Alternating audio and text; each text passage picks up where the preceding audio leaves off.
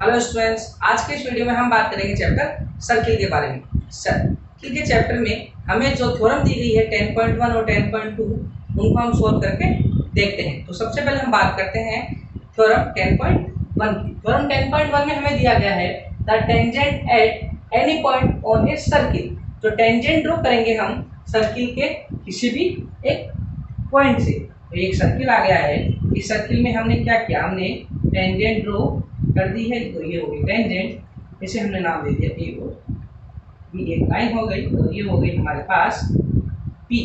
P क्या हो गया, point of contact of a circle is perpendicular to the radius. तो ये कहा गया है कि अगर मैं इसे सेंटर ओ दे देता हूँ, इसे हम ज्वाइन कर देते हैं, ये बता रहा है कि ओ पी जो रेडियस है वो परपेंडिकुलर होगी किस पर, ए बी टेंजेंट पर। ये हमें प्रूव करके बताना है। तो ये तो हो गया आपका गिवन के अलावा हमें जो प्रूफ करना है वो होगा OP is perpendicular to AB। इसके अलावा जो कंस्ट्रक्शन होगा, कंस्ट्रक्शन में हम क्या करेंगे, एक और लाइन ड्रॉ कर लेते हैं जो कि क्या होगी,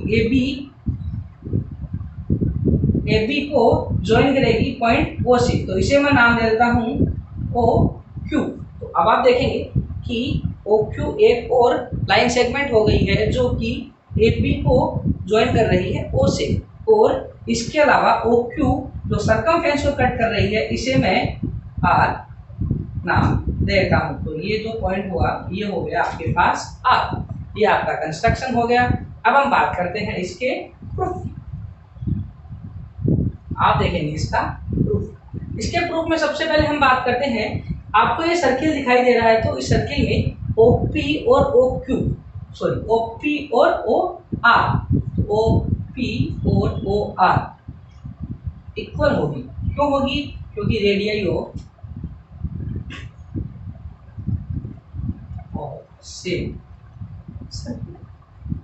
आपको दिख रहा है कि OP और OR जो है वो क्या है, रेडियस है किसकी, एक ही सर्किल। इसके अलावा हम बात करते हैं, अब आप देखेंगे कि जो OQ है तो हम लिखेंगे OQ is equal to OR plus RQ। अब आप देखेंगे कि हम कंपेयर कर लेते हैं OP और OQ को। तो क्या आएगा, OP is smaller than OR plus RQC।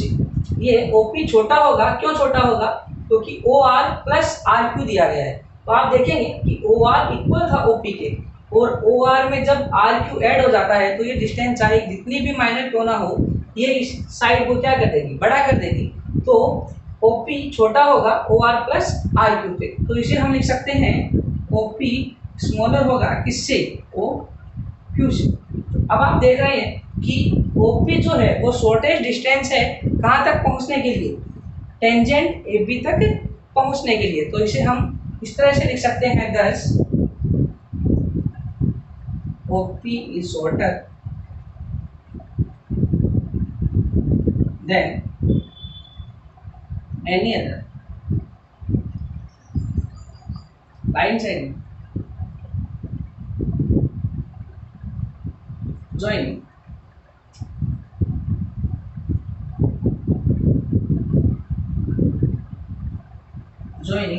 O to any other point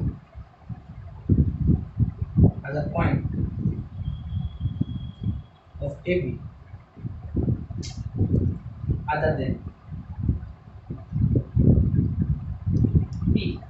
तो आपने देखा OP is the shorter, OP सबसे शॉर्टर साइड होगी एनी अदर लाइन सेगमेंट। इसके अलावा कोई भी लाइन सेगमेंट ड्रॉ कर देंगे जो O को ज्वाइन कर रही है at the point of AB को ज्वाइन करते हुए जो लाइन जाएगी वो सबसे शॉर्टर होगी। ये कौन सी, OP अदर देन P के अलावा सबसे अब लाइन क्या होगी, बड़ी होगी। तो हम इसे क्या लिख देंगे, so OP is the shortest side then OP perpendicular to AB। आप जानते हैं कि जो शॉर्टेस्ट साइड होती है वो क्या होती है, परपेंडिकुलर साइड होती है। तो हम क्या लिख सकते हैं, OP परपेंडिकुलर टू AB। हम लिख सकते हैं कि OP जो होगी परपेंडिकुलर होगी किस पर, ए बी पर। तो ये आपकी थ्योरम हो गई है 10.1। अब हम बात करेंगे थ्योरम 10.2 के बारे में। अब हम बात करते हैं थ्योरम 10.2 के बारे में। इसमें दिया गया है the length of tangent drawn from an external point to a circle are equal. ये कह रहा है कि जो एक्सटर्नल पॉइंट से टेंजेंट ड्रॉ की जाती है, मान लेते हैं आपके पास एक सर्किल दिया गया है और इस सर्किल में आपको एक एक्सटर्नल पॉइंट दिया गया है P। इस पॉइंट P से अगर मैं दो टेंजेंट ड्रॉ कर लेता हूँ तो ये टेंजेंट ड्रॉ हो गई, इसे मैं दे देता हूँ A और इसे कह देता हूँ B। यह आपका सेंटर है O। तो अब हमें प्रूव करना है कि आपको दो टेंजेंट दी गई है एक्सटर्नल पॉइंट P से, AP और BP दो टेंजेंट दी गई है, ये आपका गिवन है। अब इसमें क्या करेंगे, हमें प्रूव करना है AP इक्वल होगी BP के, और इसमें कंस्ट्रक्शन क्या होगा, कंस्ट्रक्शन में हम क्या करेंगे, A को O से ज्वाइन कर देंगे, B को O से ज्वाइन कर देंगे और P को भी हम O से ज्वाइन कर देते हैं। इसे हम डॉट कर देंगे ताकि देखने में ज़्यादा बेटर लगे। तो अब आ गया है आपके पास इस तरह का डायग्राम बन जाएगा। क्योंकि आप जानते हैं हमने थ्योरम 10.1 की थी। 10.1 क्या कहती है, वो कहती है कि कोई भी टेंजेंट होगी वो रेडियस पे क्या होगी, 90 डिग्री होगी, वो उसके परपेंडिकुलर साइड होती है। तो हम लिख देंगे यहाँ पर। अब हम बात करते हैं प्रूफ की। तो प्रूफ में क्या होगा, प्रूफ में हम लिखेंगे AP is a tangent at A and OA is a radius through point A। जो AP एक टेंजेंट है और OA क्या होगी, एक रेडियस होगी। तो हम इसे क्या लिखेंगे, हम इसे लिखेंगे सो। तो क्या होगा, OA परपेंडिकुलर होगी किस पर, AP पर। तो OA क्या होगी, परपेंडिकुलर होगी AP पर। इसी तरह हम क्या लिख लेंगे, सिमिलरली हम लिख लेंगे कि OBB क्या होगी, OBB परपेंडिकुलर होगी किस पर, BP पर। तो अब आपने देखा कि ये दोनों परपेंडिकुलर है, ये थ्योरम 10.1 में हम देख चुके हैं। अब आपके पास बात करते हैं इन ट्रायंगल। तो आपके पास दो ट्रायंगल बन गए हैं, इसे हम लिखेंगे AOP और BOP।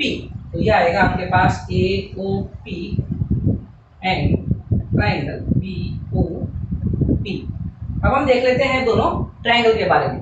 तो सबसे पहले तो हम इसमें देखते हैं कि आपको दिया गया है OP इक्वल टू OP, ये आपको कॉमन साइड दे रखी है। इसके अलावा आपको क्या दिया गया है, आपको दिया गया है OA equal to OB। OA equal होगी OB के। क्यों इक्वल होगी, क्योंकि रेडियस ऑफ सेम सर्किल।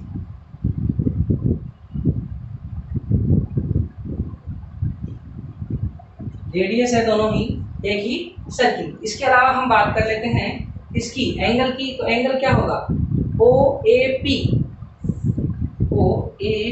इसके इक्वल होगा OBP के ईच 90 डिग्री। ईच एंगल क्या होगा, 90 डिग्री होगा। अब आप इसमें देखेंगे कि कौन सा फॉर्मूला लग रहा है, इसमें लग रहा है बाई RHS रूल। आपके पास क्या होगा, RHS में क्या होता है, एक राइट एंगल होता है, एक हाइपोटेनस होती है और एक साइड होती है। तो आपके पास राइट एंगल हो गया, ये इसकी हाइपोटेनस होगी और ये इसकी एक साइड हो गई। तो हम इसे लिखेंगे by RHS rule triangle AOP convent triangle BOP। अगर दोनों ट्राइंगल कॉन्वेंट हो जाते हैं तो कॉरस्पॉन्डिंग पार्ट क्या होंगे, इक्वल होंगे। अगर कॉरस्पॉन्डिंग पार्ट्स इक्वल होंगे तो क्या होगा, AP किसके इक्वल होगा, BP के। AP इक्वल हो जाएगा BP के बाय CP। तो इस तरह से इस थ्योरम को बड़ी आसानी से प्रूव किया जा सकता है। आशा करता हूँ कि ये दोनों थ्योरम आपके अच्छे से समझ में आ गई होगी। तो आप इस वीडियो को लाइक और शेयर करें ताकि ज़्यादा से ज़्यादा लोगों के पास ये पहुँच सके। Thank you.